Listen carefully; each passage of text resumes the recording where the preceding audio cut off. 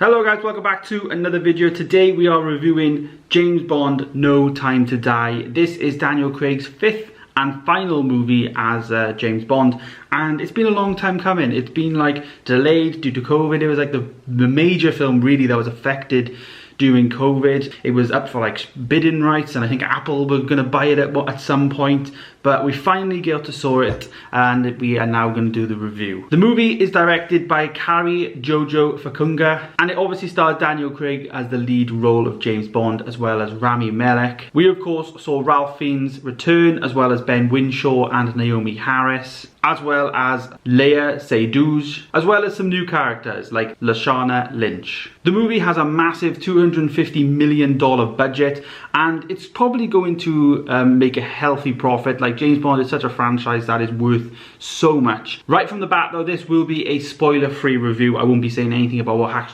actually happened in the movie itself. This is spoiler free, but I'm just gonna give my thoughts. Last night I went to see it. I filmed a cinema vlog. We did Screen X, which is basically like this, like, I guess 270-degree screen. That was a first time watch. If you want to know my thoughts on Screen X, I'm not going to say in this video. That was in that vlog.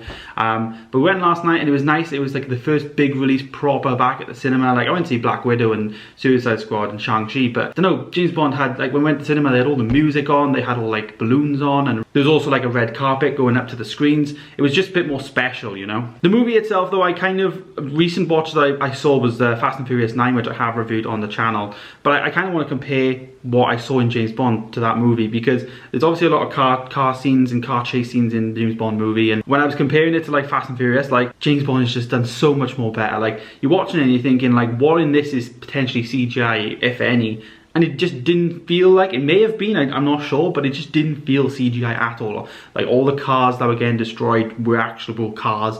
It just felt much more real and authentic, and I guess like old school filmmaking, if you know what I mean. So right from the bat, the stunts, as you expect, would be amazing. We saw quite a lot of them in the trailer, but there is still some there that I guess are really, really good, and really like just good and just done very well. They're very polished and, yeah, believable. It has a runtime though of 2 hours and 45 minutes, which for me, I did feel like it was a bit long. There was some bits in there where it just did drag a bit. I do hold my hands up as well. Like, there was a lot of, I guess, relation to the previous movie, and I kind of didn't watch them before, so it was a lot of like, couldn't really remember those films. I'm going to be revisiting them on the channel though, obviously maybe a bit late now, but I'm going to do videos on them anyways. So that I would recommend is something to bear in mind if you are going to go and see No Time to Die.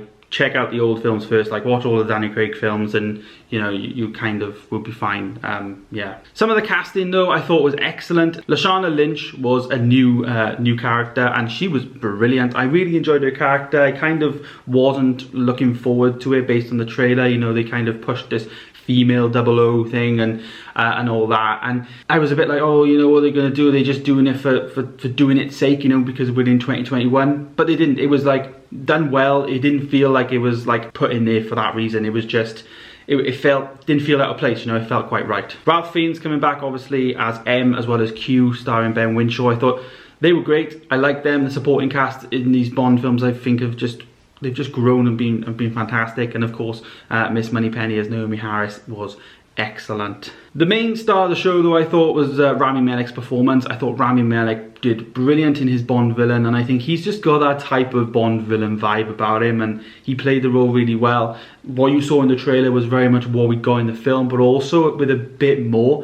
There was a bit more mystery about him, and I quite liked that about his character and his dynamic. There was like questions to be asked. We didn't really know too much. We had to like wait, and it was just fed to us bit by bit rather than just like, you know, all at once. And I do have to give an honourable mention to Hans Zimmer's score, as well as Billie Eilish's song. I thought the whole music in the film was perfect. I'm really big into my film soundtracks, and I really like this.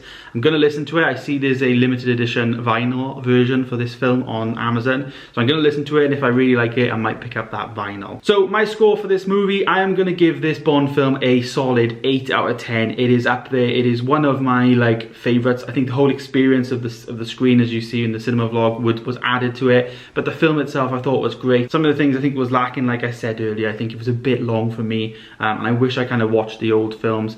But maybe my score would change once I've like watched all of them in one, you know, in all 5 of them in a row and stuff. But I think an 8 out of 10 is a solid film, and it's one that definitely is going to be returning, obviously with a new Bond potentially down the road, so fingers crossed. But there it is, guys. There is my review of No Time to Die. It is arguably the biggest film this year. Yeah, let me know your thoughts down below. Have you seen it? Are you going to see it? Let me know down below. Stay tuned for more though. Subscribe if you're new, and I'll see you in the next one.